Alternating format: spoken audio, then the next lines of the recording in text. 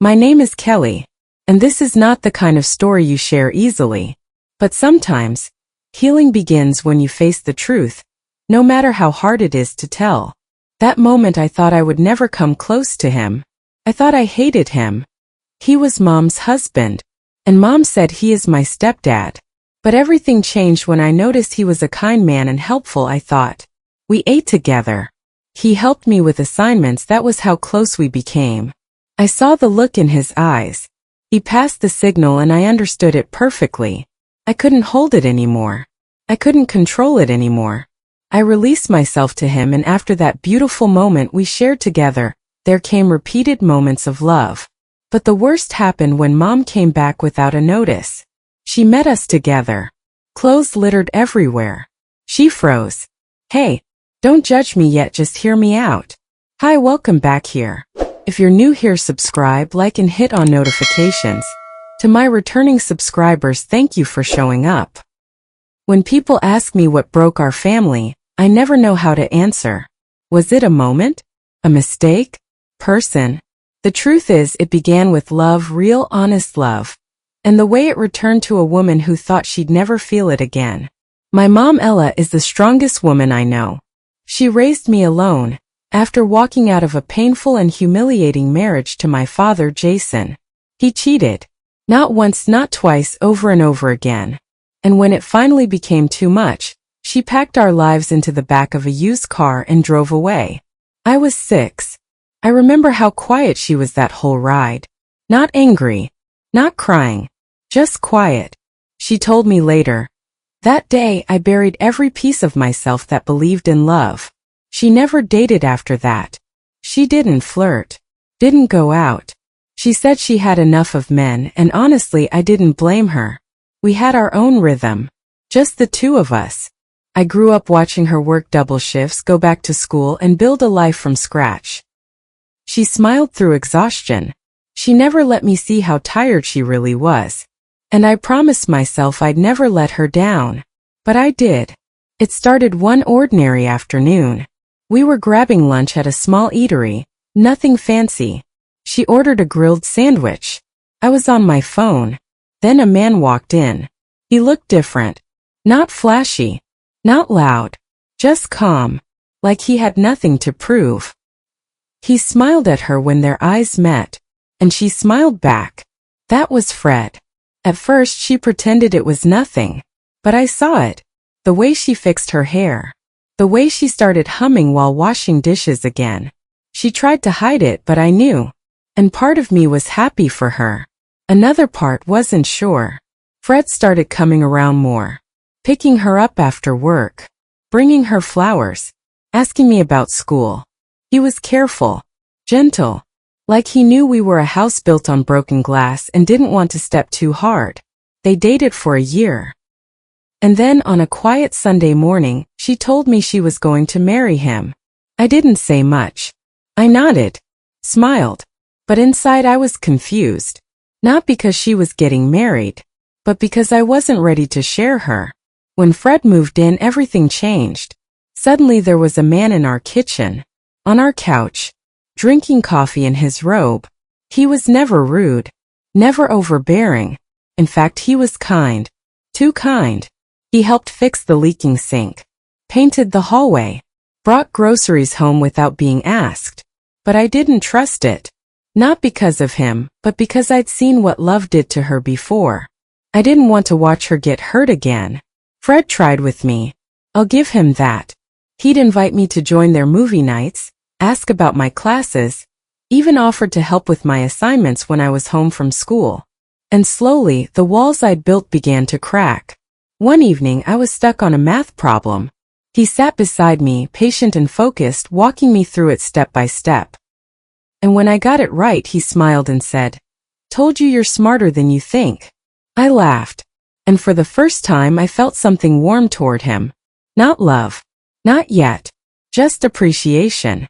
We started cooking together. Watching shows. Sharing little jokes. And without even realizing it, I began to let him in. That's where it all started. Not with some dramatic moment. Not with fireworks or warnings. Just with kindness. and the quiet spaces between two people, where something else began to grow. But I had no idea how dangerous that space would become. I wish I could say it was just a moment, one small misstep. But the truth is, it was many little choices that added up. Each one seemed harmless. Each one seemed like it didn't matter. Until they did.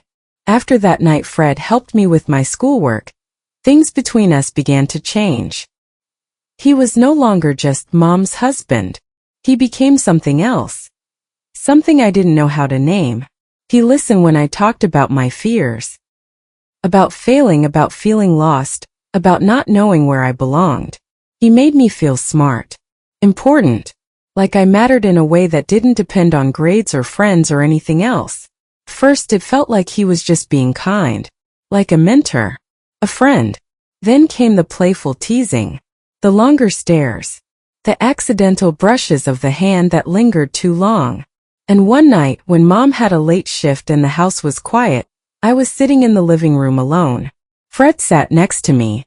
Not across. Right beside. He didn't touch me. He didn't say anything inappropriate. But the air was different. I felt it. And I didn't move. I told myself it was innocent. I told myself it was nothing. But deep down I knew I was walking towards something I couldn't take back. The first time it happened it was raining outside. I was helping him clean the kitchen. He reached for a towel. Our hands touched. And then we didn't let go. There wasn't a conversation. No plan. Just happened. And once we crossed that line we crossed it again. And again. It was like we were living two lives. One out in the open, where he was my stepdad, the man of the house. And one behind closed doors, where we became something else entirely. We weren't in love. It wasn't romance. It was confusion. It was weakness. It was two people filling a void in the worst possible way. I know what you're thinking. How could I? How could he? But when you're in the middle of it, you don't think clearly. You justify things. You blur the lines. You tell yourself, no one is getting hurt. Until someone does. There were nights I cried in bed questioning everything. I'd look at pictures of me and my mom, birthdays, holidays, small moments, and I'd feel the guilt pressing down on my chest like a weight I couldn't breathe under. But by the next day, I'd fall right back into it. Fred never pressured me, but he never stopped it either. The strange part, we still acted normal around Mom. She had no idea. She was happy. She smiled more. She talked about the future. She was even planning a surprise vacation for the three of us. I watched her plan that trip with so much love in her heart. And I hated myself for what I was doing. I kept telling myself I'd end it. That I'd confess. That I'd stop pretending. But I didn't. Instead we got careless. Too comfortable. Too bold. And then came the day everything changed. The day the trip was canceled. The day Mom walked into the house early. The day we didn't hear the door open. I can still remember the sound of her footsteps. The echo of it. The silence that followed. The moment that would shatter our family forever. But I'll tell you about that in the next chapter. Guys, that was the moment my world broke in half. There are moments in life when time stops. Not because something beautiful is happening, but because something too painful to understand has just arrived. That's what happened the night my mother walked into the house early. She was supposed to be gone for the weekend. A short riding retreat with her friend from work. I helped her pack the car that morning. Watched her drive away. She smiled at me through the window, waved, and said, "Don't burn down the house while I'm gone." I laughed. I waved back. She had no idea what she was leaving behind. Fred and I never planned for things to go that far. We didn't talk about it. Didn't define it. We just kept stepping over lines that blurred more every time. That night it felt like any other. The house was quiet. The lights dim. And somehow, the silence between us turned into something physical again. We didn't think. We didn't stop. We forgot what we were doing, and who we were doing it to. We were in the living room. Clothes in a trail. Whispers. Laughter. A moment that felt hidden. Until it wasn't. I heard the door open. Soft. Gentle. Like a breeze. Then footsteps. I froze. So did he. Fred scrambled. I reached for anything nearby, pants, a blanket, anything.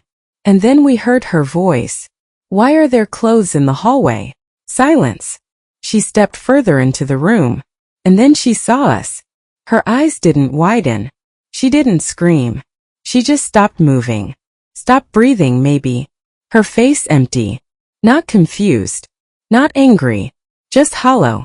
She looked at Fred. Then at me. And in that stillness 1,000 things passed between us. Questions. Answers. Pain. All without words. I opened my mouth to speak, but nothing came out. She raised a hand, not to hit, not to push, just to silence the moment. And then she turned. She walked upstairs. Fred stood there, still half-dressed, staring at the empty stairway. I could feel the shame crawl through my body like fire. And the truth hit me harder than anything she could have said. I had betrayed the one person who never gave up on me. That night Fred left. He packed a bag and walked out of the house without saying goodbye. I stayed. I sat in the same spot on the couch, wrapped in a blanket, shaking. I don't remember sleeping. I don't remember eating. The next morning she came downstairs. Her face was pale. Her eyes swollen from crying.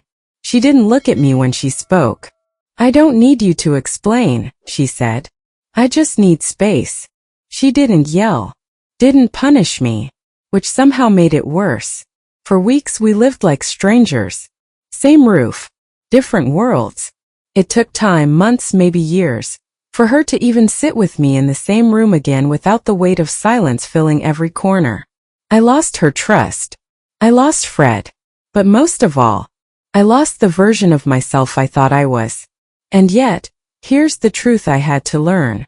Even after the deepest betrayal, even when love turns into something broken, people can heal. It took everything inside me to face what I did, to forgive myself, to earn back her respect. But we did heal. Not completely. Not in a way that erases what happened, but in a way that says, this is part of our story but not the whole story.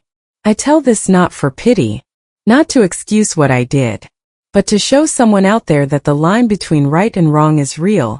And once you cross it, the damage ripples far. But even in the wreckage, there can still be redemption. And from that broken place, you can rise again. Was this video helpful to you? Did you ever reflect through the storylines? Have you been into this situation before, and how did you handle it? Subscribe to this channel, like and hit on notifications for more infidelity, motivational and inspirational stories like this.